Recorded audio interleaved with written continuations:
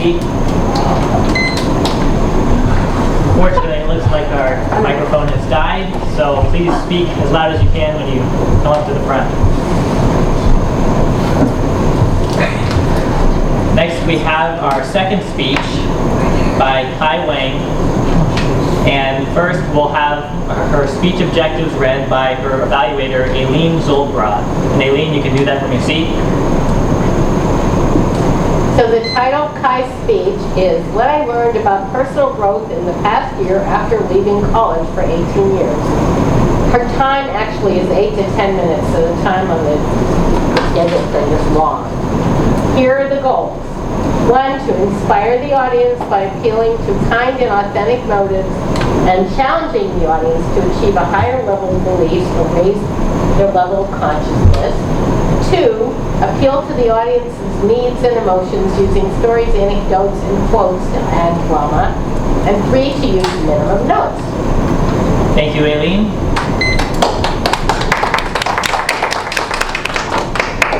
And let me share what Kai had to say about self-compassion. To me, self-compassion means choosing to be kind to myself when I encounter pain, failures, or personal imperfections, rather than ignoring them or hurting myself with unhelpful self-criticism. I am also learning to recognize that being imperfect is being a human. Kai.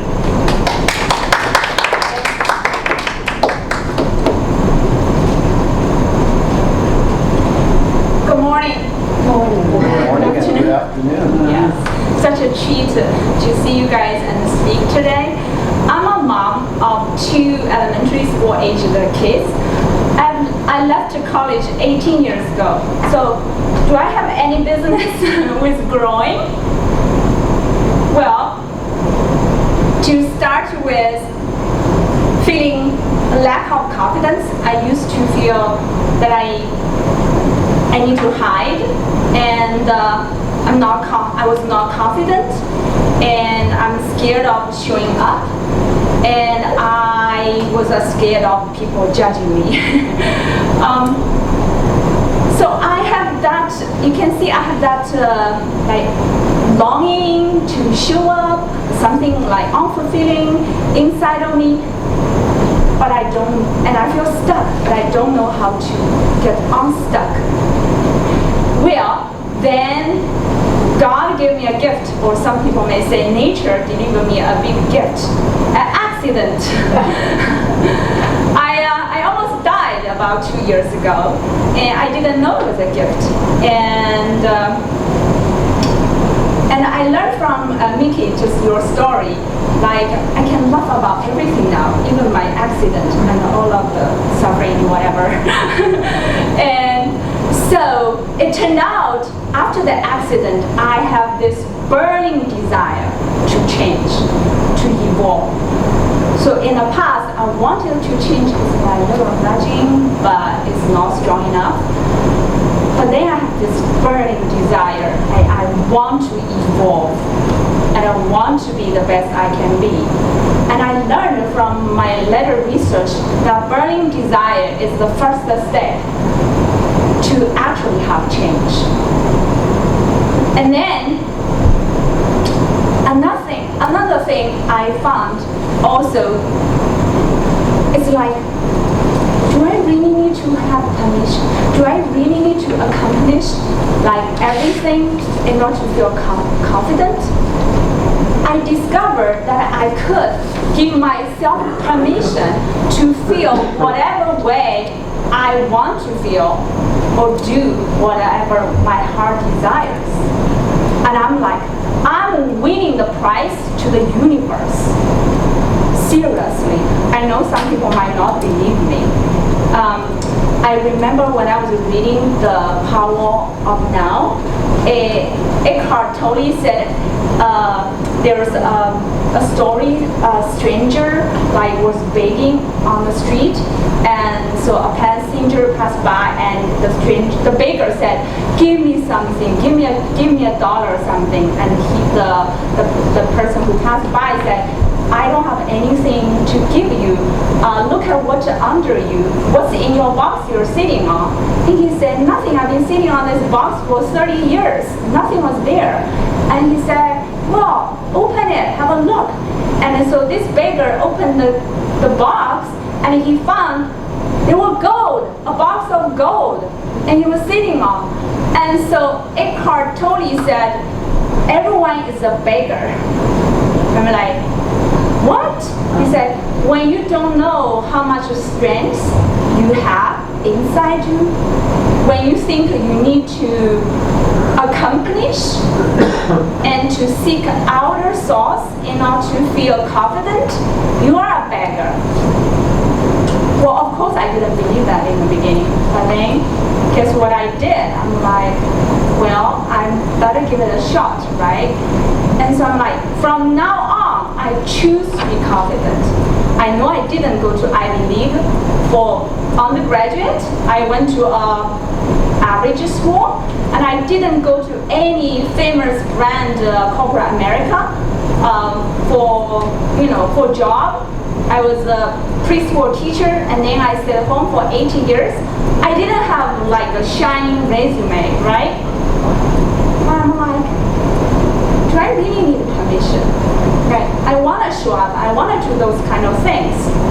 So I decide, I'm like, I will choose to feel the way I want to feel, and I choose, and I desire confidence. I desire love. I desire all those feelings I want to have. So I choose to have them. And guess what happened? So I signed myself up, right? And some of you already heard of the story. I signed myself up to a coaching program, IPAC, International Coaching Federation accredited coaching program. I did 400 hours there, and in addition, I said I have a burning desire to evolve and learn, so I did 400 hours on my own. I'm just learning online in addition to my schooling, and then I started to coach. So I first coached my friends. Whoever come my way, you want a free coaching? Okay, coach. And then some people come to me, they're willing to pay me. And so I did 100 hours this past year. Can you believe that? So, and it was crazy, almost. So I got certified, and then I did 4 workshops. And the last one was last week. I did a seminar to 10,000 women online. Yes. So I spoke to 2 hours, and I received like awesome feedback, because I also designed a survey afterwards, like to see what people are getting from my seminar. And that was just within 1 year, and that's what I decided, that I wanted to feel confident. I wanted to meet my future version ahead of time. I think the key for me is ahead of time, because sometimes we want to feel confident when we accomplish that thing, right? When we get to that certificate, or when we are recognized by the world that we are a great coach, or whatever, we are a great whatever, So I'm like, I didn't have all those accomplishments in the past, but I have this growth mindset. I was afraid of people judging me, because in the past I would go hiding. Oh, I say something not very, mature. It's a little bit too casual, or I did this typo, or this or that. And if I received a comment from people, or there's a lack of comment from people, I'm like, I feel ashamed, and also I just want to hide, or engage myself in this like a self-pity party, right? Party. And so I'm like, I don't want all of that, any of that. My life's too short. After the accident, I'm like, on my deathbed, because I really experienced that almost lasted 5 minutes. I think maybe it's worth listening. When I was like lying there, feeling I was dying, I was not gonna make it, other people's opinions doesn't matter anymore. What matters the most is how I think of myself, or how my maker think of me.